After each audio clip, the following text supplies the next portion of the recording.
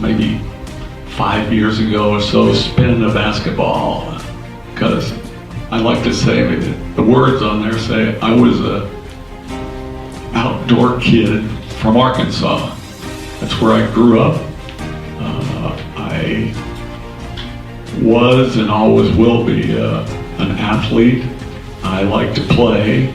I grew up in a big family, and I guess really what that slide explains is whatever your injury is, whether it's you had your knee replaced, you have a serious ankle injury, or you have something as serious as this, you come to that injury with what you had before.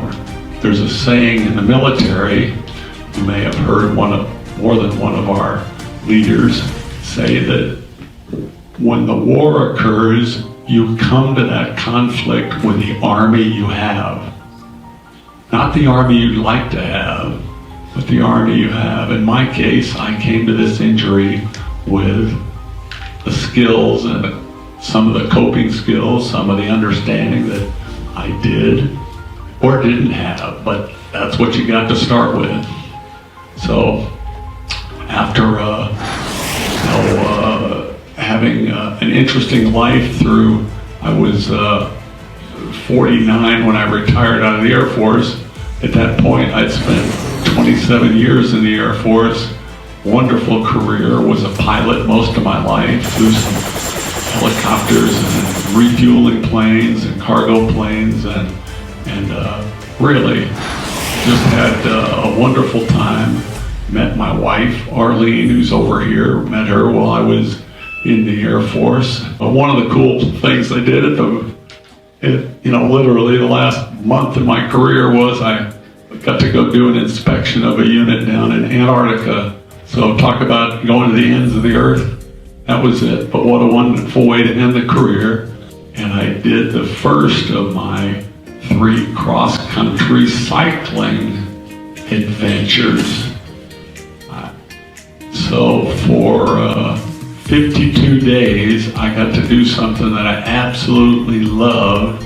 I got to ride my bike from the Pacific all the way to the Atlantic. And I'd never done anything like that. I did some, 100-miler here or a 50-miler there as a recreational cyclist, but I trained for that for several months and went out there, and you dip your rear wheel in the ocean, you keep pedaling till your front wheel gets wet in New Hampshire.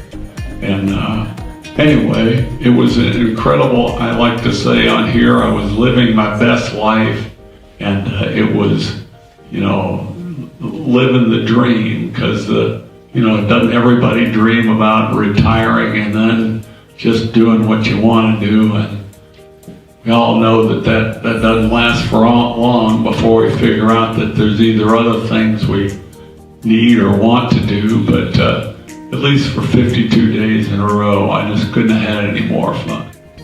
So this is a day before I got hurt. Just happened to come up, you come up on the west side of Mount Rushmore, and you get a profile view of George Washington.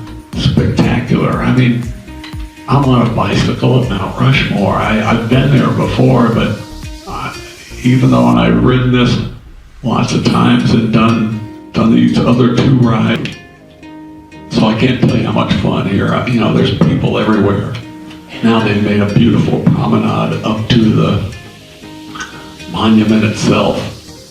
It's just me and the forefathers of our country standing there, and I would just, again, I couldn't have been any happier. I put this up there because this is the day that I had this accident, and all along that I'd ridden, it was a short day, we were only going to ride 60 miles that day, and I'd ridden about 50 miles or maybe 45 miles when I saw this. I said, this is too good to be true. Got to take a picture of that. And so all along the way, I'm looking for cool things, and saw that, there's a humor out there, there's beauty out there, there's friendships and just lightheartedness for the whole ride. That's what's cool. And then the next day, oh my gosh, this is hard to believe. I usually explain that if you can imagine something out of the Mad Max, that's it. It's the only thing I can remember. Mad Max, these are apocalyptic contraptions that they put together that are monsters. That's what this thing looks like. It's a gravel carrying truck. And what we think happened was that the gentleman dropped his cell phone over on the right side of the passenger side. He's, tooling along at 60 and he reaches to get it. He looks up, now he's headed for the guardrail and Steve King. So anyway, he did stop, and thank God, because, the resources that his company provides certainly gives me some options I wouldn't have had otherwise. And I call this, it was an ending to one way of life. It was the beginning of a new way of life. And if you'll notice, you couldn't tell, and it wouldn't have happened immediately, but the first miracle of this event is there is no cross on the side of the road with Steve King's name on it. For some reason, I always knew as a cyclist you could get hit and killed. I never gave a second thought all those years, 40 years of cycling, that there is an intermediate position between fully able and dead. That's a lot of wheels, that's a lot of weight.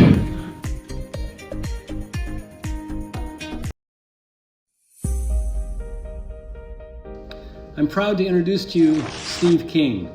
I cycled with him before his accident, and in the last 5 years since his accident, I can tell you that his positive attitude has not changed at all. He's an inspiration to me and to all that know him. Today he's speaking on the topic of coping with injury. Let's give a warm welcome to Steve King.